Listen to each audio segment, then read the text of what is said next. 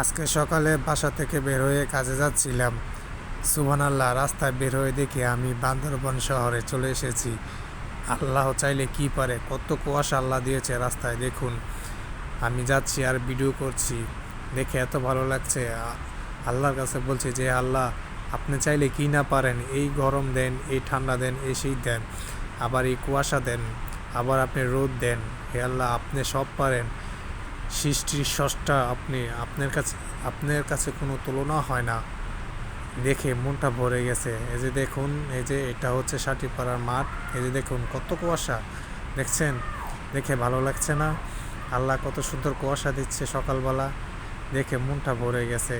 আমি তো প্রথমে ভেবেছি যে আমি বান্দরবনে চলে এসেছি, পুরো মেঘালয় শহরের মতো। সুবহানাল্লাহ, সুবহানাল্লাহ। আল্লাহ চাইলে সব পারে। আল্লাহর ইচ্ছার কোনো শেষ নাই। সুবহানাল্লাহ।